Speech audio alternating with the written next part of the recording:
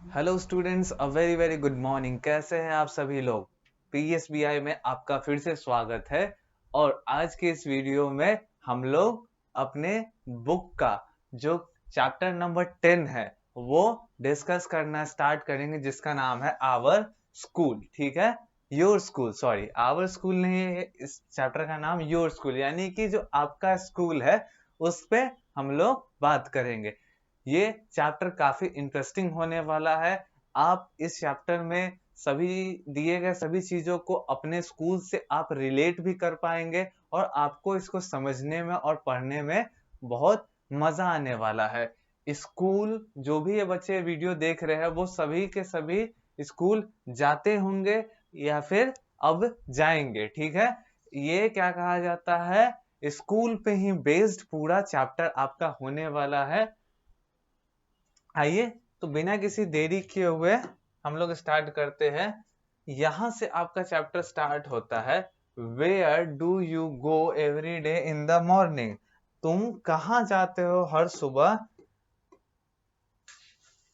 प्रतिदिन तुम हर सुबह कहाँ पे जाते हो? Where do you go every day in the morning. ठीक है, तुम हर दिन कहाँ जाते हो सुबह सुबह। यहाँ एक ये क्वेश्चन पूछा गया है, यहाँ पे एक ये आपसे क्वेश्चन किया गया है और उसका आंसर है यू गो टू स्कूल। ठीक है, तो तुम कहाँ जाते हो, मतलब यहाँ पे क्वेश्चन किया गया और यहीं पे उसका आंसर दिया गया है कि तुम हर सुबह कहाँ जाते हो, तो तुम हर सुबह स्कूल जाते हो। ठीक है, you are called a student in your school, और तुम अपने स्कूल के अंदर किस नाम से जाने जाते हो? स्टूडेंट के नाम से। मतलब तुम्हारी पहचान जो तुम्हारे स्कूल के अंदर होती है वो किस चीज की होती है? तो एक स्टूडेंट की, यानी कि स्टूडेंट यानी कि छात्र की, यानी छात्र की, एक छात्र की पहचान होती है। ओके, एक छात्र की पहचान आपके स्कूल के अंदर आपकी होती है। ओके, इसके बाद कहा जाता है you wear a uniform to your school, और तुम स्कूल जाते हो तो तुम्हारी एक फिक्स्ड यूनिफॉर्म होती है। यूनिफॉर्म क्या होती है? यूनिफॉर्म एक ऐसा ड्रेस होता है जहां पे भी आप जाओ यूनिफॉर्म में ही सभी आपको मिलेंगे। मतलब एक प्रॉपर गेटअप में एक सेम कपड़े पहने हुए आपको और लोग मिल जाएंगे, उसी को आपको यूनिफॉर्म कहा जाता है। स्कूल के अंदर यूनिफॉर्म पहना जाता है, आर्मी में यूनिफॉर्म होता है, कहीं कहीं पे ऑफिस में यूनिफॉर्म होता है। मतलब एक मैनर्ड आपको प्रोवाइड करता है। ठीक है, एक मैनर, एक वे प्रोवाइड करता है, या फिर एक इंस्टीट्यूशन के अंदर सभी को सामान्य रूप से दिखाने के लिए, यानी कि सब एक दूसरे के बराबर है, उसलिए यूनिफॉर्म पहना जाता है। कोई किसी को छोटा बड़ा ना लगे, इसलिए यूनिफॉर्म पहना जाता है। यहाँ पे छोटा बड़ा कद काठी की मैं बात नहीं कर रहा हूँ, औहदे की बात कर रहा हूँ कि कोई आदमी किसी अच्छे कपड़ा पहन के कोई अपने आप को अच्छा ना समझने लगे, और कोई गरीब अगर थोड़ा नॉर्मल कपड़ा पहना है तो वो अपने आप को डिमोरलाइज्ड फील ना करे। सब इसीलिए एक यूनिफॉर्म के अंदर स्कूल में आते हैं। ये यूनिफॉर्म स्कूल के अंदर आपको इक्वलिटी समान करता है कि एक गरीब का बच्चा भी एक स्टूडेंट ही है और एक अमीर का बच्चा भी एक स्टूडेंट ही है।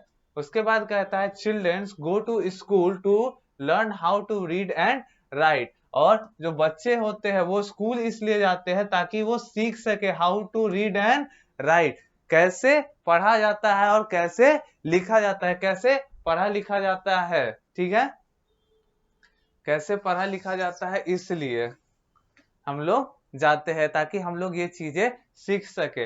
They learn good manner and discipline. ठीक है, और इसके साथ ही साथ आप अच्छा मैनर यानी कि अच्छा मैनर और एक डिसिप्लिन यानी कि अनुशासन और अच्छे आचरण को सीखते हो। अच्छे आचरण यानी कि गुड मैनर्स, और डिसिप्लिन यानी कि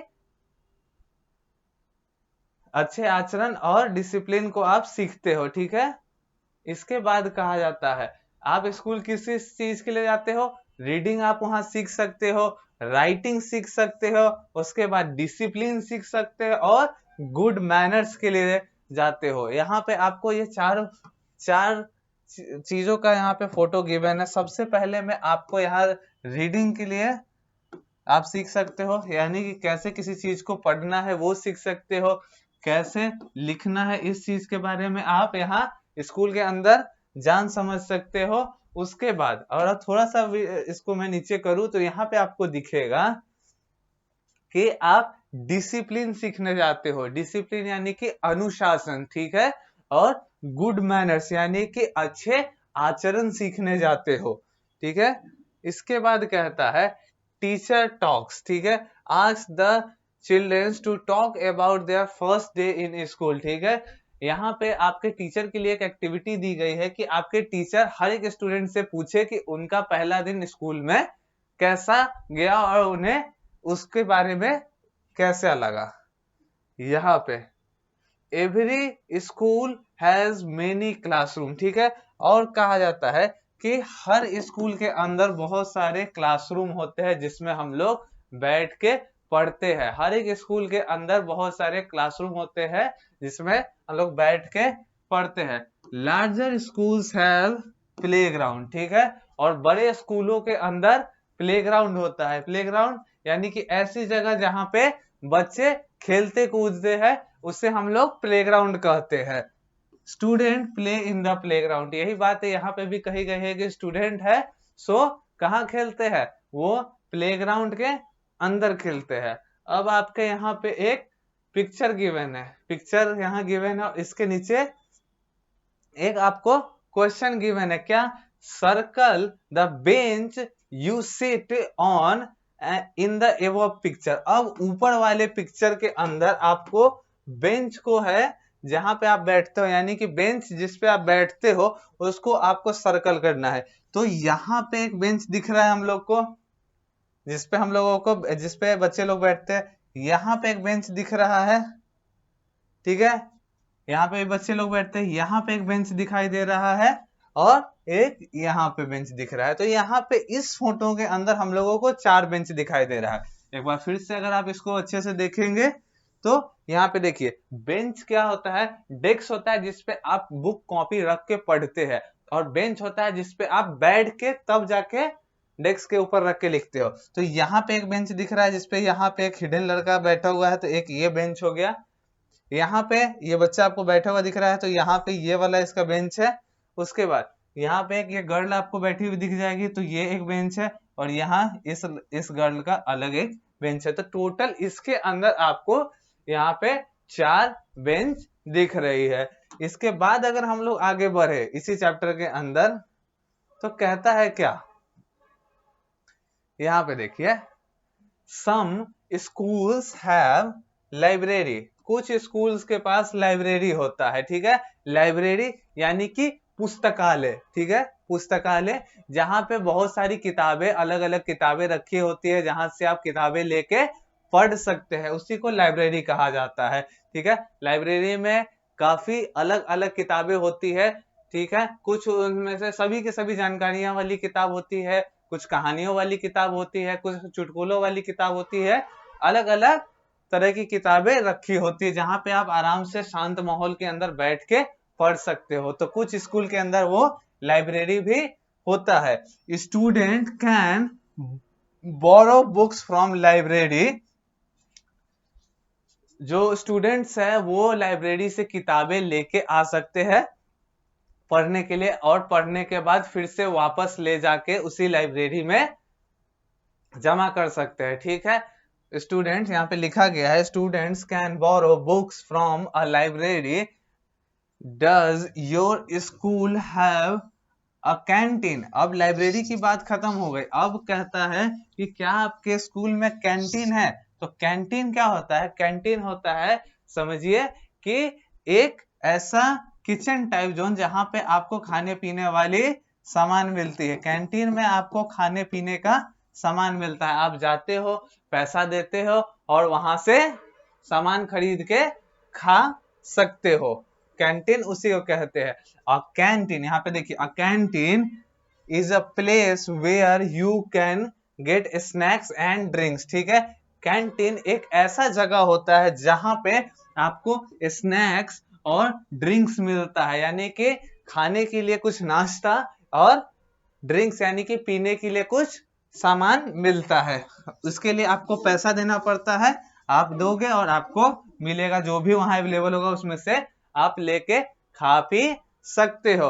उसके बाद कहता है the teacher teach the student in the classroom, और जो टीचर लोग होते हैं वो स्टूडेंट को कहाँ पे पढ़ाते हैं, तो वो स्टूडेंट्स को क्लासरूम के अंदर पढ़ाते हैं। The teacher teaches the student in the classroom, जो टीचर होता है यहाँ है the teacher teaches student in the classroom, ठीक है, यानी कि शिक्षक लोग छात्र लोग को कहाँ बैठ के पढ़ाते हैं, तो वो कक्षा के अंदर पढ़ाते हैं, ठीक है, क्लासरूम के अंदर बैठ के पढ़ाते हैं, ठीक है।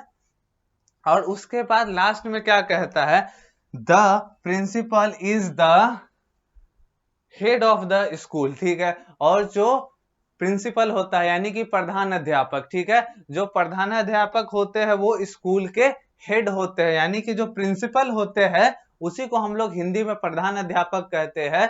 तो जो प्रिंसिपल होते हैं वो स्कूल के हेड होते हैं, ठीक है, यानी कि स्कूल में सबसे बड़े ओहदे पे माने जाते हैं, ठीक है, उन्हीं के नीचे सभी लोग काम कर रहे होते हैं, जितने टीचर्स होते हैं उनको गाइड करने का या फिर उनको कंट्रोल करने का काम किनका होता है, तो प्रिंसिपल का होता है।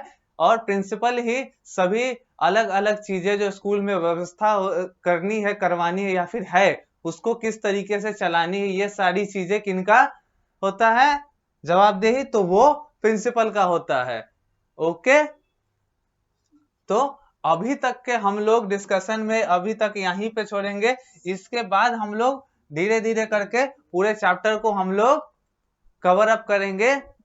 आई होप कि आपको यहाँ तक का पूरा ही वीडियो अच्छे तरीके से समझ में आया होगा। अगर कहीं पे भी कोई भी परेशानी आपको हुई होगी तो आप वीडियो को बैक करके फिर से दोबारा देख सकते हैं। हम लोग मिलते हैं इसी चैप्टर के आने वाली अगली सीरीज के अंदर, तब तक के लिए good by two all of you.